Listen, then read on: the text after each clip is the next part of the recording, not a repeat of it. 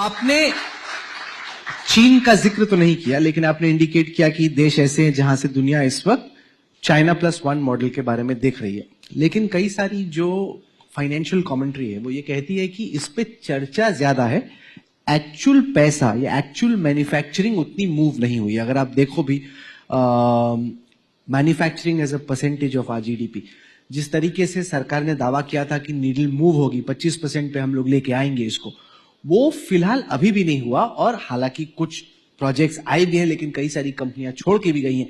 लेकिन इसमें जो ओवरऑल ट्रैक रिकॉर्ड है वो काफी मिक्स्ड है। अगर वाकई में हिंदुस्तान को China+1 मॉडल जो ग्लोबल रीअरेंजमेंट हो रहा है उसका फायदा उठाना है, हमें आपके हिसाब से और क्या करने की जरूरत है ताकि ये जो बातचीत है वो एक्चुअल फाइनेंशियल ट्रांसफर में चेंज हो? देखिए, दो चीजें मुझे लगती है कि agriculture, agro processing industries, agriculture, tribal और रूरल, जहां 65% पॉपुलेशन है।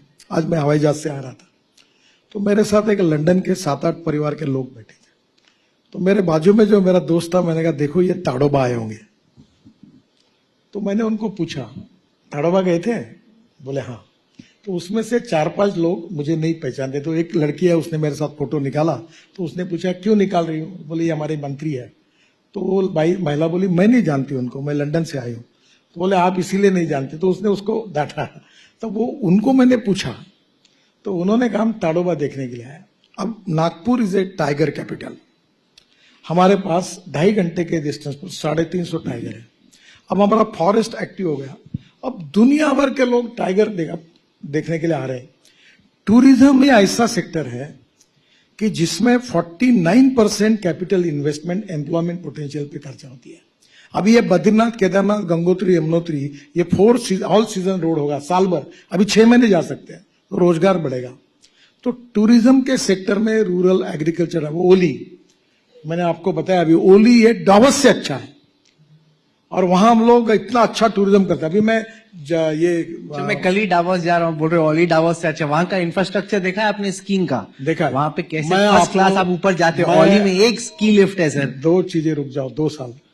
मैं जोजिला टनल बना रहा हूं कारगिल के नीचे। ऊपर से बाबा अमरनाथ दिखते हैं। वहां पूरे एरिया को मैंने एलजी को मांगा है और मैं आपको विश्वास के साथ बता रहा हूं कि ओली से अच्छा आपको 2-3 साल के बाद हिंदुस्तान में देखने के लिए मिलेगा।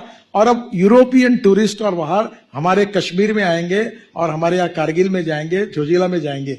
अब जोजिला टनल बन गए जो लद्दाख लेह, यानी आप ये अभी रोहतांग पास गए इतने में 3.5 तास लगता था, अटल टनल बनी 8 मिनट में आ गए। और उसके बाद मैं लद्दाख लेह तक 4 टनल बना रहा हूं। लद्दाख लेह के बाद जोजिला, जोजिला के बाद जेडमोर, जेडमोर के बाद श्रीनगर तक जन्नत है। आप इमेजिन करो कश्मीर क्या है। और वहां अगर आपने ये बर्फ गिरता है, मैं आपको बताता हूं, मैं फिर विश्वास के साथ कहता हूं कि डावोस के साथ भी अच्छा। केवल फैसिलिटी चाहिए, रिसोर्ट चाहिए, गेम्स चाहिए, सब ये आइस के ऊपर के। वहां अच्छे प्रकार की व्यवस्थाएं चाहिए, रोड अच्छा चाहिए, हेलीकॉप्टर, हवाई जहाज उतरने की व्यवस्था चाहिए। 100% अगर हमने इंफ्रास्ट्रक्चर खड़ा किया तो दुनिया भर के लोग आएंगे। आप कश्मीर में गुलमर्ग कितने लोग जा रहे, देखो। वो तब पॉसिबल है अगर आपको ट्रांसपोर्ट के अलावा हम साथ साथ टूरिज्म मिनिस्टर भी बना दें। तब तो कुछ हो सकता है, वरना क्या होगा, सड़क बन जाएगी और आसपास की जो स्की लिफ्ट चाहिए वो नहीं बनेगी। मैं केवल हम लोग, हमारी विभाग की ओर से 1 लाख करोड़ के टनल्स और रोड कश्मीर में बना रहे हैं। 3 लाख करोड़ के रोड और टनल हम नॉर्थ ईस्ट में बना रहे हैं। आप मेघालय जाओ, त्रिपुरा जाओ, नागालैंड जाओ, कोई भी आसाम में जाओ और वहां से फीडबैक ले लो।